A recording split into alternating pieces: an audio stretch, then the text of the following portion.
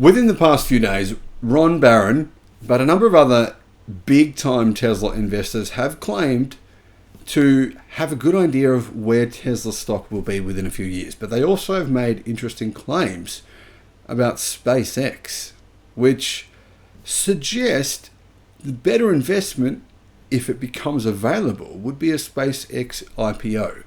Hello, my friends. Welcome to the channel. I'm Sam Evans. You're watching the Electric Viking. Great to see you. Thank you for tuning in. Ron Barron says that Tesla stock will be worth a hell of a lot more in 5 years than what it's worth today. Now, to give you some context here, Tesla is worth 7 times more than BYD. Now, of course, its revenue profitability doesn't suggest that that is a fair comparison. However, it's worth keeping in mind that BYD is much more of a product manufacturer. Tesla is much more concerned about software, about artificial intelligence. Ron Barron has predicted that Tesla stock will have a valuation of $4 trillion.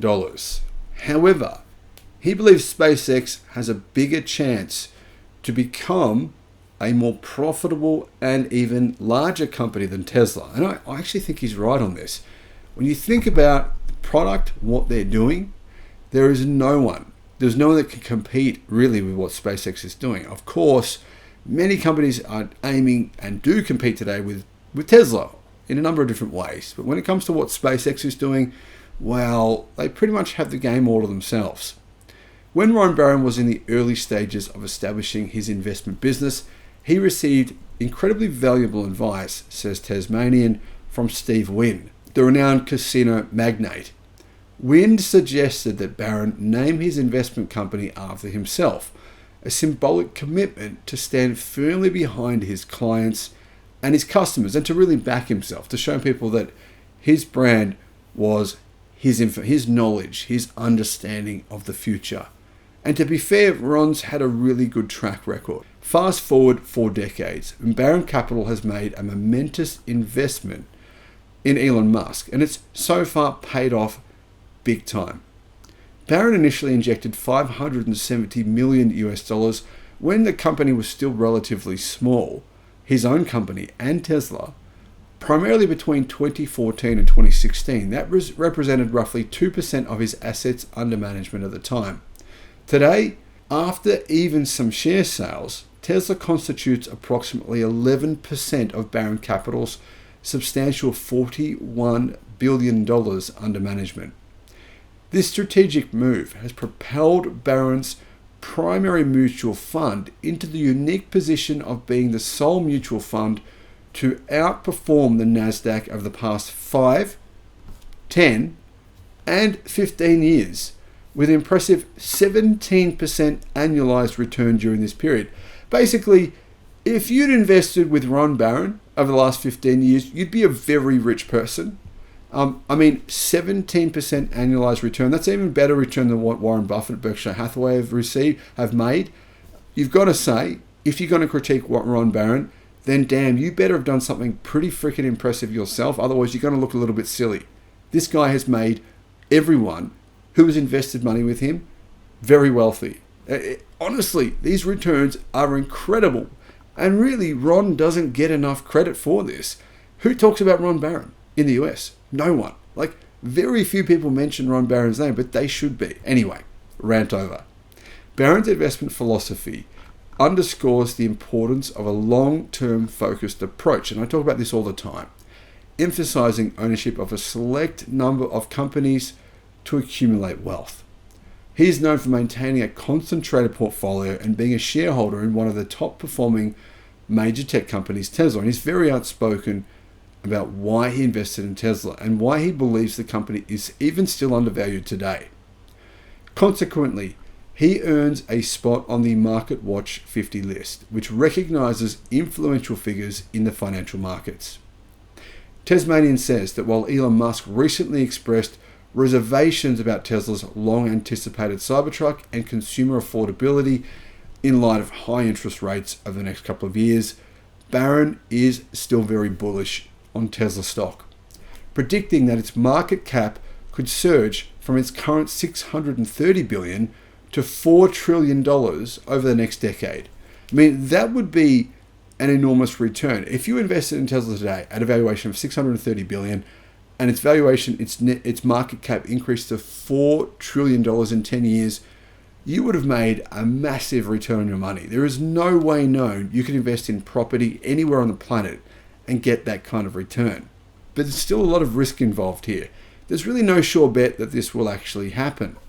Do you think it will though? Let me know what your thoughts are in the comments. Now, according to Barron, Tesla is not just an automaker. A lot of US press continue to make these claims. I've seen it within the last few days. They say, we've told you Tesla is only an automaker. There's proof of that by what their actual profits are today. I don't know why that proves their point, to say Tesla's only an automaker, to say look at their profits and revenues. I'm not convinced that's as relevant as they think, but anyway, that's what they say. Tesla is, however, in my opinion, definitely not just an automaker.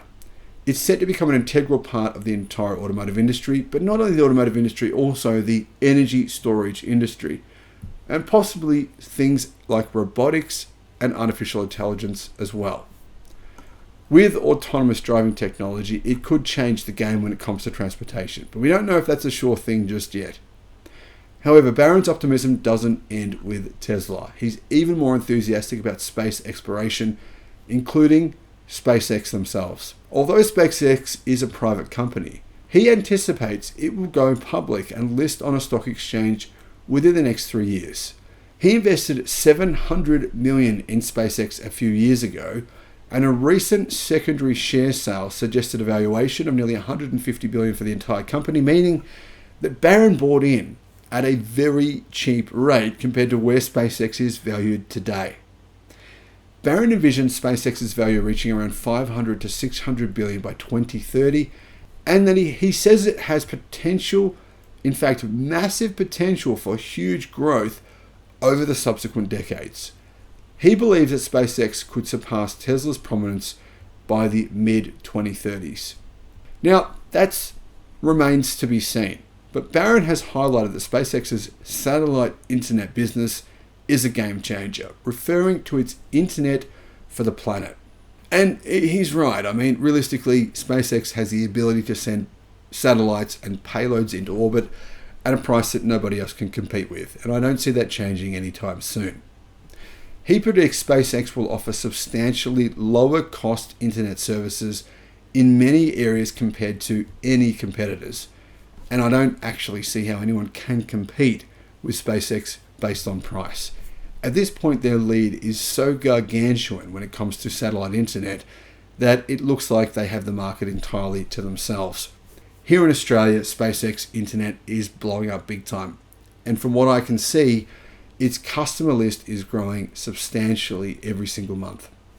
Regarding the risk, though, of substantial investment centered on one individual, of course that individual being Elon Musk, Barron acknowledges that this risk is more significant when both Tesla and SpaceX were smaller companies with fewer personnel, making them more dependent on Elon himself. But he believes the companies are a bit more diversified now. He emphasizes that these companies now boast numerous talented professionals and engineers. Gwynne Shotwell, for example, is the president of SpaceX, with an astounding 3.5 million job applicants for positions at Tesla and SpaceX over the past 12 months alone. How did Tesla and SpaceX even filter through that many applications? 3.5 million, that must be a very big task. Ron Barron describes the workforce as the most brilliant people on the planet, suggesting that this won't change anytime soon. Yes, Barron acknowledges that Musk is unique, but he also says he's an irreplaceable force.